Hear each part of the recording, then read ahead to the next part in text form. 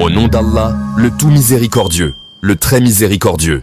Remarque, Allah est doté de science et l'être humain est doté de science. Les textes montrent donc qu'Allah est doté de science et le Coran montre également que l'être humain est doté de science. Par exemple, Allah a dit dans la sourate Ad-Dariyat, numéro 51, verset 28, traduction rapprochée et approximative du sens du verset, en mentionnant l'histoire des anges avec Ibrahim, que la paix soit sur lui, et ils lui ont annoncé la naissance d'un garçon doté d'une grande science. Dans le Coran, Allah nous a également informé que rien ne lui ressemble.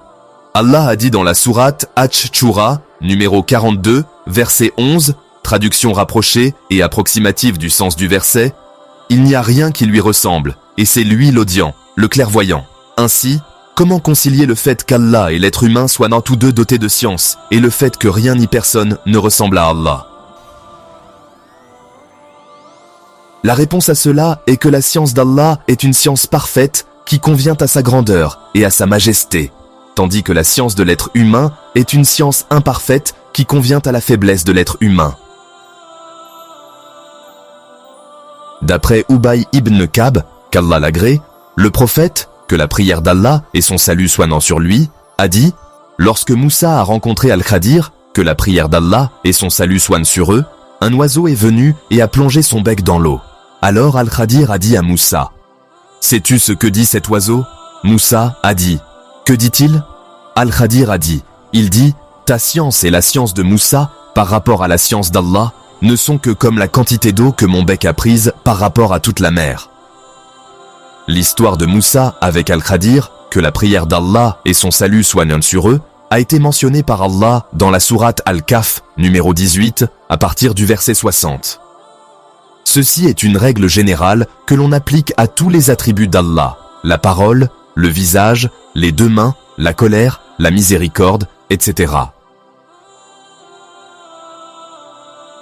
Le fait d'affirmer les attributs d'Allah ne signifie en aucune manière lui donner une ressemblance avec ses créatures, car les attributs d'Allah sont des attributs de perfection qui conviennent à sa grandeur et à sa majesté, tandis que les attributs de ses créatures sont imparfaits et conviennent à leur pauvreté et à leur faiblesse. Shaykh al-Islam ibn Taymiyyah, décédé en 728 de l'Hégire, a dit « La première règle fondamentale est que ce qui est dit à propos de certains attributs d'Allah doit également être dit à propos de ses autres attributs. Certaines personnes refusent d'attribuer à Allah les attributs qu'il s'est lui-même attribués dans le Coran ou que le prophète, que la paix et les bénédictions soient sur lui, lui a attribué dans la Sunna, tels que sa parole, son visage, ses deux mains, sa colère, sa miséricorde, et ainsi de suite.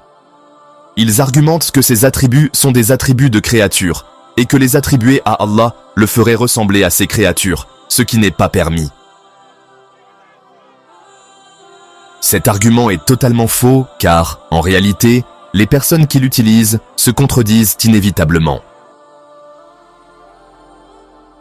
En effet, toute personne qui croit en Allah doit nécessairement lui attribuer au moins un attribut, qui est l'existence. Cependant, les êtres humains existent aussi, et personne ne dit que l'existence d'Allah est comme celle des créatures. Tout le monde dit que l'existence d'Allah n'est pas comme l'existence de ses créatures. L'existence d'Allah est parfaite, il ne dort pas, il ne meurt pas, tandis que l'existence des créatures est imparfaite. Les créatures dorment, tombent malades, meurent, et ainsi de suite. L'imam Abu Omar at-Talamanki, décédé en 429 de l'Hégire, a dit « Nous demandons donc à ces gens, dites-vous qu'Allah existe ? S'ils disent « Oui », alors nous leur disons « Selon ce que vous prétendez, Allah ressemblerait alors aux choses existantes. » S'ils disent « Il existe, mais cela n'implique pas qu'il y ait une ressemblance entre lui et les choses existantes », alors nous disons que de la même manière, Allah est vivant, connaissant, puissant, possède une volonté, l'ouïe, la vue et la parole. Et cela n'implique pas qu'il ressemble à ceux qui possèdent également ces attributs. Ainsi, ce qui est appliqué à l'attribut d'existence doit être appliqué à tous les attributs.